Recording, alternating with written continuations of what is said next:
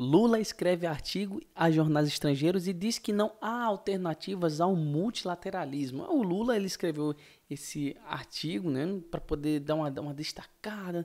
Aí foram divulgados ali em vários jornais, né, o Le Monde, o The Guardian, que mais?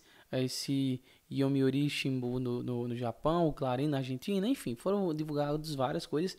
E aqui diz, ó, em meio à crise deflagrada com a imposição de tarifas ao Brasil pelo presidente dos Estados Unidos, Donald Trump, o presidente Lula assinou um artigo publicado por alguns dos principais jornais, tá? Titulado "Não há alternativa ao multilateralismo", tá aí.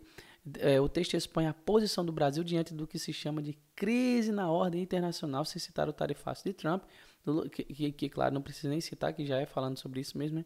Lula disse que a Organização Mundial do Comércio, a OMC, está esvaziada e que o sistema multilateral no comércio está ameaçado pela lei do mais forte. Obviamente que o mais forte que ele estava se referindo aqui é o Trump, né? É o Trump.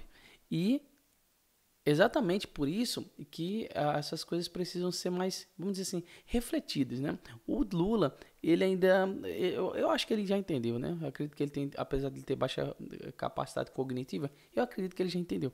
O problema é que enquanto ele não se decide para poder fazer o que é para ser feito, quem perde somos nós. Aí aqui, só que o que é engraçado é que nesse artigo ele vai falar sobre um monte de coisa. Ele vai falar sobre que aqui era para a gente estar comemorando as 8 décadas da ONU, mas vai entrar para a história como a partir de 1900, que o ano que a ordem internacional construída a partir de 1945 desmoronou. Ou seja, era para estar completando 80 anos da ONU esse ano, era para estar bombando, mas não tá, porque a ONU, no final das contas, acaba estando aquém desse tipo de coisa, né? Aí ele vai falar aqui que as achaduras já estavam visíveis. Aí perceba o jeito que ele vai falar aqui, ó. Desde a invasão do Iraque, a intervenção na Líbia e a guerra na Ucrânia. Alguns membros permanentes do Conselho de Segurança banalizaram o uso ilegal da força. Aí vai falar sobre esse negócio aqui, ó. A incapacidade de superar diferenças fomenta nova escalada de violência no Oriente Médio, cujo capítulo mais recente incluiu o ataque ao Irã. Perceba que aqui ele não vai falar da invasão da Rússia à Ucrânia. E aqui ele vai falar, o capítulo mais recente incluiu o ataque ao Irã. Quer dizer, a forma que ele manipula as palavras é exatamente para poder dizer assim, ó, o Brasil não quer conversa com Trump, nem com tarifa, nem com nada. Ele quer estar alinhado ao eixo do mal, ao Irã, à Rússia, a esse pessoal aí. Aí ele vai falar aqui, ó, o estrangulamento da capacidade de ação do Estado redundou no discreto das instituições. A insatisfação tornou o terreno fértil para as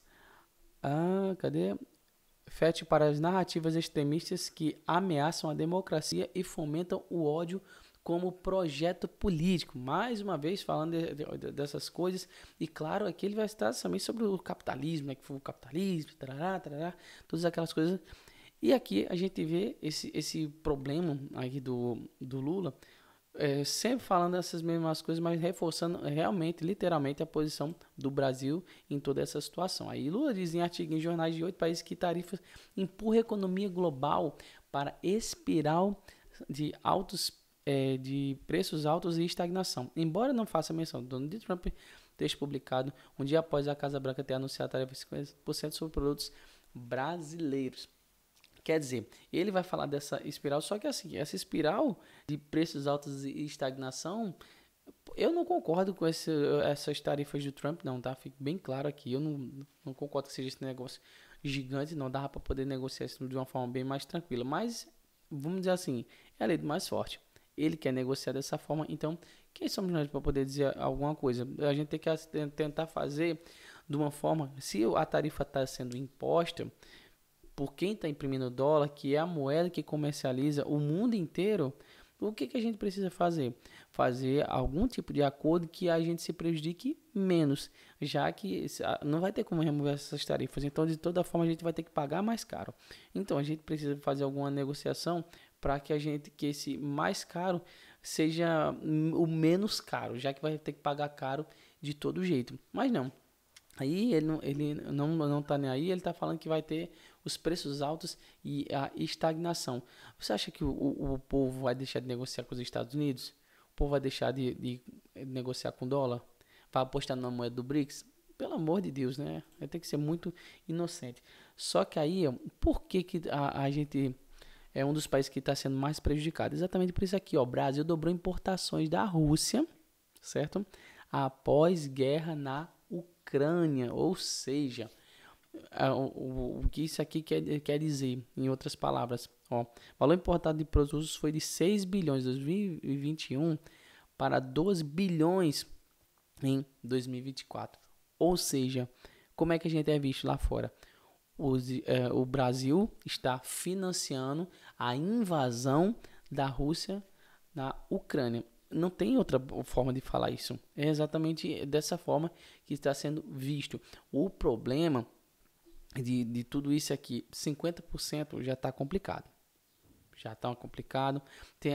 Antes dos 50% já tem a forma que nós estamos sendo mal vistos por estar financiando. Porque com aquele monte de sanções da Rússia, quem é que está querendo fazer negócio com a Rússia? Ninguém, porque sabe que se alinhar com a Rússia é se alinhar diretamente contra os Estados Unidos.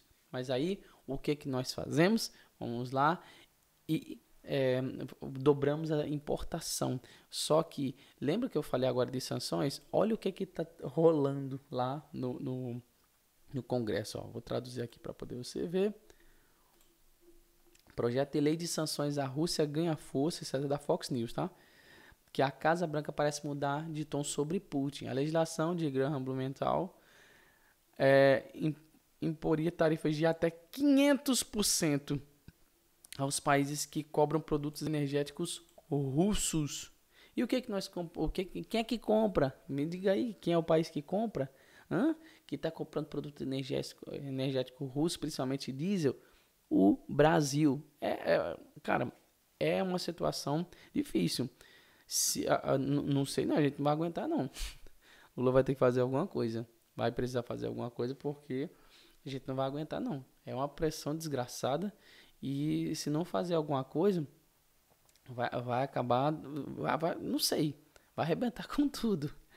Essa é a verdade. Me alegro com isso de forma nenhuma, mas Lula precisa fazer alguma coisa, caso contrário, a gente não vai conseguir resistir a essas coisas, não. Ele precisa fazer alguma coisa, tem que abrir mão de alguma coisa, sei lá, e botar a mão na consciência e pensar, não, se eu não fazer alguma coisa, o negócio vai arrebentar aqui. É isso aí.